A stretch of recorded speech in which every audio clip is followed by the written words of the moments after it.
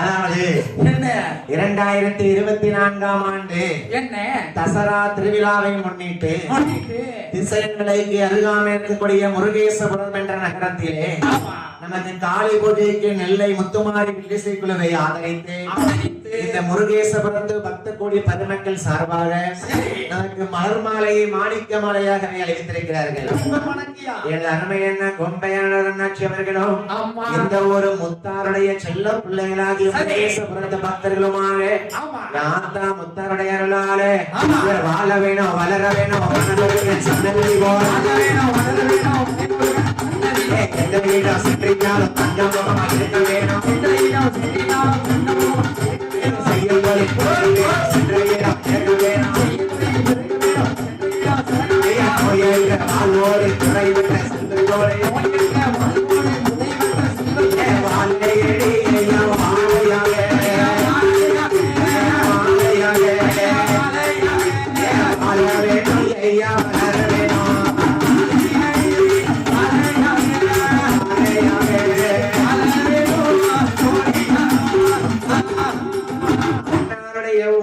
அனைவருடைய குடும்பங்கள கோத்திரம் எல்லாம் என் காளியுடைய அருளாலய முத்தாருடைய அருளால இப்படியா இருக்கும் போது பார்வதி அம்மாவை பார்த்து பகவான் என்ன சொல்ல தெரியுமா?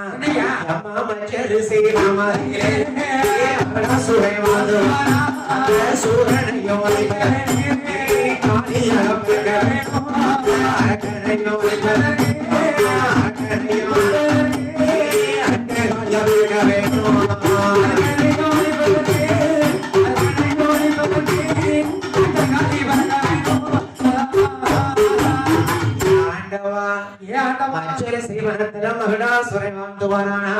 அவனை கொல்லதுக்கு நாம் பிறக்கணுமா? ஏ பார்வதி, அதாவது அம்மா பிறக்கும் போது மக்கள் நல்ல வாய் நிறைய ஆண்களும் பெண்களும் சேர்ந்து குழம்ப போடணும். அம்மா நினைச்சு என்ன கஷ்ட குறையோடு வந்து தெய்வத்தை கும்பிட வந்திருக்கீங்களோ கையெடுத்து கும்பிட்டு நம்பி அம்மாவை மட்டும் நினைக்கணும். அந்த நேரத்துல யாரையும் நினைக்க கூடாது. நான் அம்மா பிறக்க சொல்லும் போது குழவ போட சொல்லும் போது குழவ போடுங்க, போட்டு 6 வாரத்துல அம்மா பிறந்து வரணும் இல்ல? அப்படி பிறக்கும் போது நம்ம சொல்லுவோம் என்னென்ன கஷ்டத்தெல்லாம் நீங்க தானே முத்தாட்ட கேட்கலோ கண்டிப்பா அடுத்த கஷ்டம் குறையெல்லாம் நீங்க தருவாய்யா. பார்வதி எப்படி பிறக்கம் தெரியுமா? அந்த நாகக்கண்ணி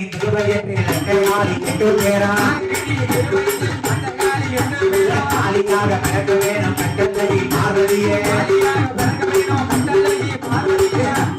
அம்மனாக பிறக்க வேணும் பார்வதியே.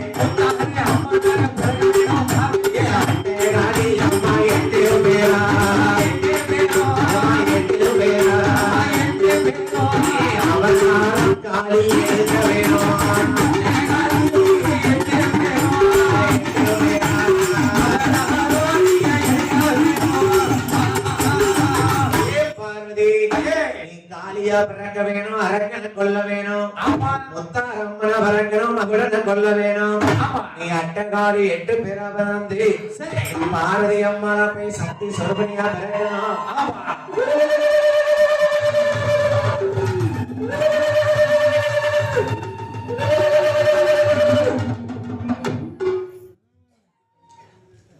கொலவச்சத்தை மெயின் அப்படி இருக்கக்கூடிய போது அம்மா பார்வதி பால் பொங்கியாச்சு இல்ல? அம்மால பிறகு செஞ்சிருமா? அது 10 நிமிஷம் ஆகுது. 12 மணி ஆகும்ல? ஏன் பார்வதி நீ எப்படி பிறக்கிற தெரியுமா? அம்மா வீரப்பெல்லாம்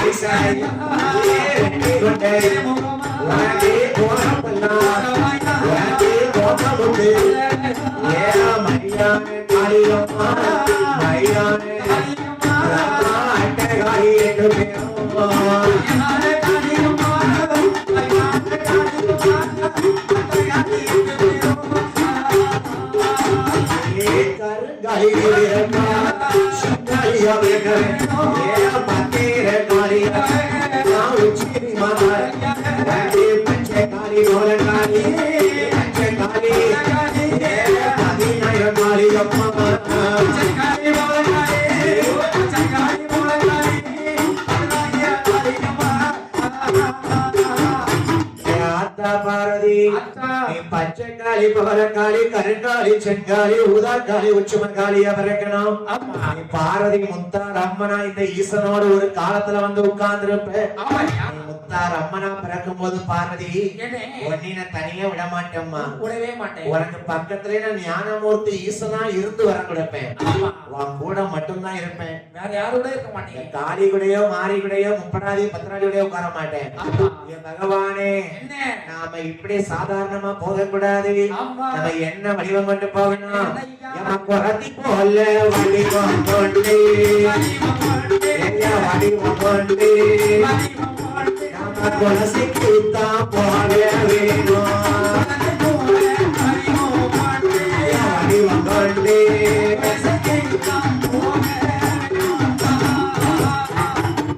பின்னாடி நடக்கக்கூடியத பகவானும் பார்வதியும் பேசிக்கிட்டாங்க. நாகக்கண்ணிக்கு குழந்தையா பிறக்கணும்ல, நான் பிறந்து போனோம்னா தனியா இருக்க மாட்டேன் பகவானே. நான் முத்தாரம்மனா பிறந்தா நீங்க சீதருமன் எனக்கு ஞானமூர்த்தி ஈசனா பிறக்கணும். அப்ப ரெண்டு பேரும் புலவத்தை ஆளுவதற்கு குலசப்பட்டணம் போகணும். அது குறத்தி வேடம் கொண்டுதான் நம்ம போகணும். அதான் அம்மா பார்வதி அம்மா முன்னாடியே சொல்லுதா, நான் போய் முத்தாரம்மனா பிறக்க ஆண்டவா, நான் பிறந்த எனக்கு பின்னதொரு காலத்துல நீங்க ஞானமூர்த்தி ஈசனா வாங்க. ரெண்டு பேரும் குறத்தி வேஷம் போட்டு குலசை பட்டணத்துக்கு போவோம். அங்க வரத்தை வாங்கி கொண்டு நிலையத்தை வாங்கணும். அதுக்கப்புறம் நம்ம கைலாசம் போய்க்கலாம். நாகக்கண்ணிக்கு நம்ம குழந்தை வரமும் கொடுத்த மாதிரி இருக்கும், நம்ம உலகத்தையும் பார்த்த மாதிரி இருக்கும். அம்மா பார்வதி உலகத்தை பார்க்க போறதுனால உலக இழந்து பார்ப்பதற்கு உமையவளோ என்ன பண்றாள். உலக இழந்து பார்ப்பதற்கு உமையவளோ என்ன பண்றாள். ஆதிசக்தி பார்வதியோ பார்வதியோ உலகாண்ட ஈஸ்வரியா ஈஸ்வரியா. ஆதிசக்தி பார்வதியோ பார்வதியோ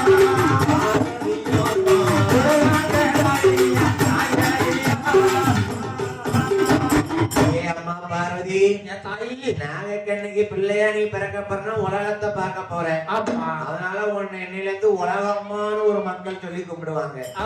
எங்க இருக்கா எங்க இருக்கா நாங்குநேரில இருக்காளே உலகம்மா. அப்படியா? பாவனாச தென்காசில இருக்கா உலகம்மா. நீ உலகத்தை பார்க்க போறதுனால உன் பேரு இருந்து உலகம்மான்னு ஒரு பேரு. நீ மூவுலக யார போறதுனால உனக்கு முத்தார அம்பிகை என்று பேரம்மா. என் தாயே பார்வதி நீ எப்படி பிறக்கின்றீங்கம்மா? பாம்பினோட திருவயிற்றில் பார்வதியை பிறக்க வேணும். அரவனோட திருவயிற்றில்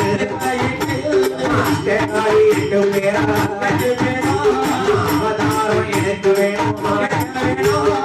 பாம்போட வயிற்றுல போய் நீ பார்வதியை பிறக்க வேணும். அரவத்தினுடைய திருவயத்தில் அஷ்ட காளியா பிறக்கணும். பகவானே நான் பிறக்கிறது சரிதான், ஒரு தாய் வயிற்றுல போய் நான் பிள்ளையா பிறந்தா பிறப்பன் இருந்தா இறப்பு வந்துடும்ல, அது எனக்கு வேண்டாம். நான் என்னைக்கு ஈஸ்வரன் மனைவி ஈஸ்வரி, நான் சிவன் மனைவி சக்தி. நான் யாரு வயிற்றுலயும் போய் கருவுற்று பிறக்க கூடாது. தேவலோகத்துல 8 கலசத்தை கொண்டு வாங்க. அந்த 8 தெய்வ கலசத்துல இந்த பார்வதிக்கு 1008 சக்தி ஸ்வரூபம் உண்டு. அதுல 8 சக்தி எடுத்தாங்க. நான் பார்வதி 8 சக்தி எடுத்து கலசத்துல அடைச்சு வைக்கணும். இந்த கலசம் 8ஐயும் நாகக்கண்ணி கையில கொடுக்கணும். இந்த கலசத்தை நாகக்கண்ணி கையில கொடுத்து, பெண்ணே நாகக்கண்ணி உனக்கு நாலாயன நாளையில புரட்டாசி மாசம் அமாவாசை நாளையில முருகேச புறத்துல போய் நீ 8 கலசத்துல தெரிச்சு வருவா தாய். நீ வெளியிட்டு திருச்சி வரதால உனக்கு பேரு வீரகாலின்னு ஒரு பேரு. நான் 1008 சக்தியில 8 சக்தி அடைச்சு கொடுத்திருக்கேன். அந்த 8 தெய்வ கலசத்தையும் பார்வதியும் பகவானும் 8 கலசத்தையும் நாகக்கண்ணி கையில் கொடுத்தால், நாகக்கண்ணி கையில கொடுக்கக்கூடிய போது என்ன கொஞ்சம் சூட கட்டி கொண்டாங்க. நாகக்கண்ணி கையில 8 கலசத்தை கொடுத்தாங்க. தட்டி விட்டுறாதடா, மேல பார்த்து வா. அவன் கீழே பார்த்துக்கிட்டே வரான். இப்ப உள்ள பையன் கீழே தான் பார்த்து வரான். ஏ தம்பி என்ன வேற எங்க பார்க்கணும்? ஐயா செல்ல கை வச்சுட்டு நொரண்டிக்கிட்டே வராங்க. அப்படி சொல்ல வாரியோ? ஒரே தலவமானம். ஆண்டவனுடைய அருளாலே பகவானுடைய கிருபையாலே நாகக்கண்ணிக்கு 8 கலசத்தை அடைத்து கொடுத்தால் பார்வதியால். அப்பதான் பார்வதி அம்மா சொல்லுதா, என்ன எவ்வளவு பிள்ளை நாகக்கண்ணி சொல்லுங்க, இந்த கலசத்தை நீ வாங்கலாம். சரிதான், சரி 10 நிமிஷம் ஆகிறது. ஆமா 10 நிமிஷம் இல்ல 5 நிமிஷம் கிடக்கு. ஏமா பார்வதி, பார்வதி நீங்க வரம் கொடுத்தது ரொம்ப சந்தோஷம் எனக்கு. மனமகிழ்ச்சி. இந்த 8 கலசத்தையும் ஆண்டவனுடைய அருளால சரி நான் நாகக்கண்ணி போய் தவம் இருக்க போறேன். நான் தவம் இருக்கேன். என் அம்மா நாகக்கண்ணி, என்னம்மா 8 கலசத்தையும் சும்மா போய் அழகாக்க கூடாது. பார்வதியும் பகவான் நினைச்சு தவம் இருக்கணும். உண்ணாம உறங்காம அழகாகவே 40 நாட்கள் நோம்பிருந்து 41ஆம் நாள் கலசம் 8 வெடிக்கும்.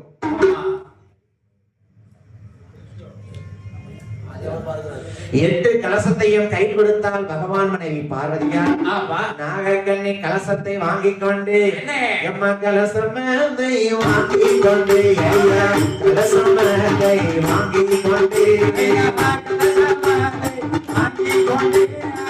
வருகிறாளே நாகக்கண்ணி ஐயா வருகிறாளே நாகக்கண்ணி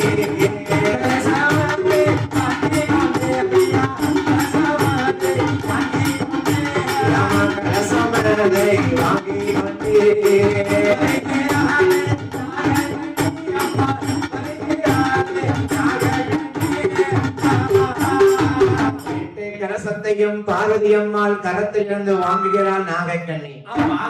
கலசத்தையும் வாங்க அவ 8 கலசத்தையும் கொண்டு நாகலோகத்துக்கு வருகிறாள். சரி, நாகராஜனை கையிலே கூட்டிக் கொண்டு பார்வதி அம்மாளுடைய கலசத்தை வாங்கிக் கொண்டு நாகக்கண்ணி எப்படி இருக்காள்?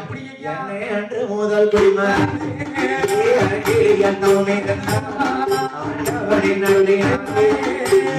நல்ல கலசம் உருளுதையா பெருளுதையா உருளுதையா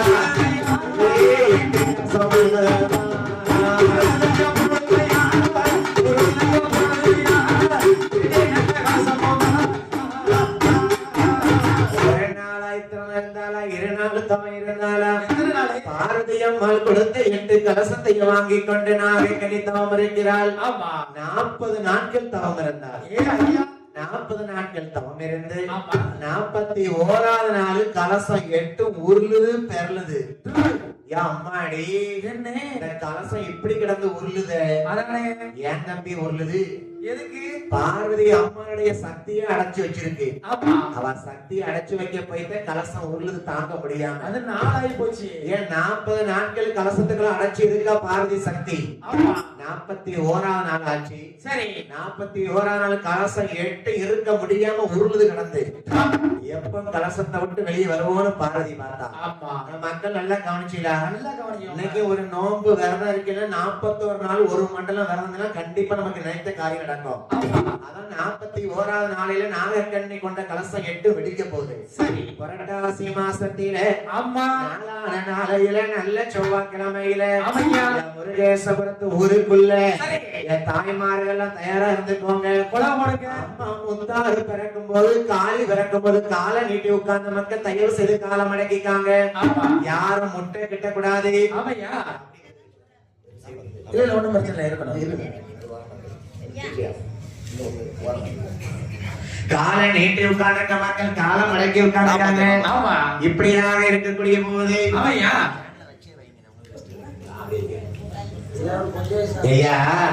பெண்ணா பிறந்தவங்க தாய்ப்பாலும் கொடுக்கணும், தாலாட்டும் படிக்கணும், கொலவையும் போடணும். இப்ப போன முதல் நேரம் உங்களுக்கு கொலவைத்தான். இப்ப என்ன காளி பிறக்க போறாள். ஆமா, 12 மணி ஆக போகுது. ஆயிடுச்சு. எந்த ஊரு காளி? முருகேசபுரத்து காளி. தீப்பெட்டியில குச்சி இல்ல. தீப்பெட்டியில குச்சில ஏன் இருக்கணுமா? ஐயா தீப்பெட்டி தான் கொண்டாங்க.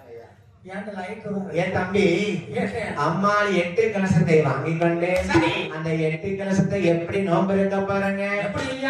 ஒரு நாள் இருந்தாலும்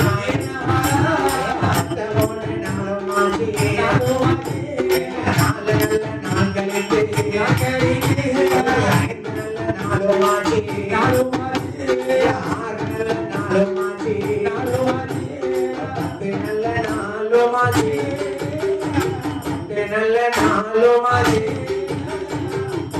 அவள் தவமிருந்தாள்.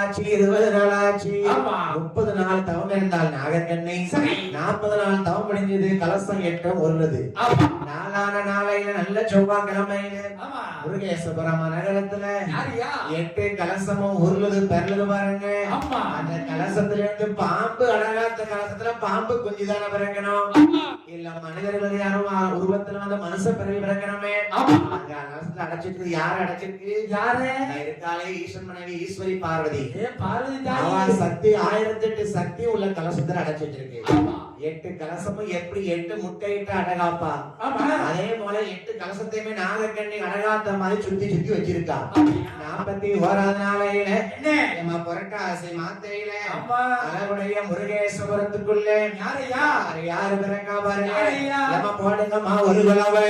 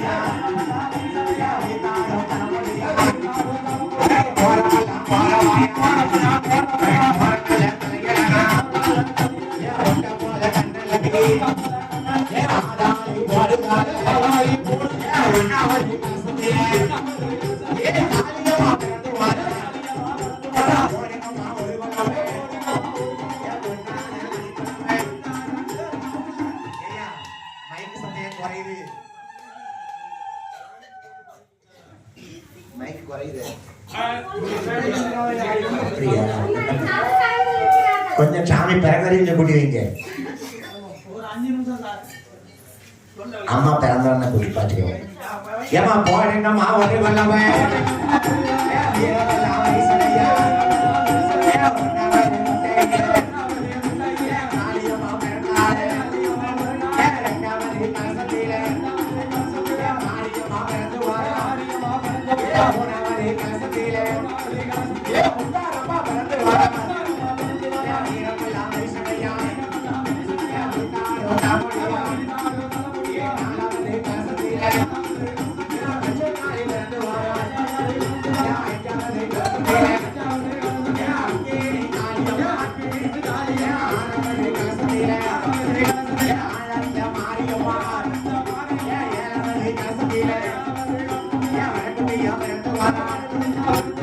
Come on.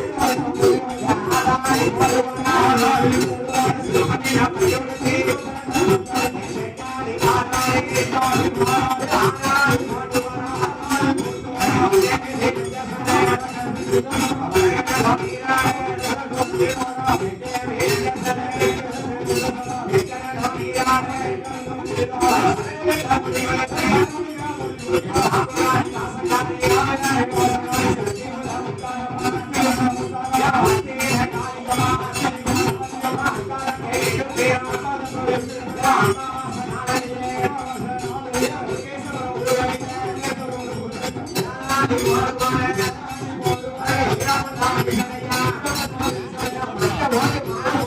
காளி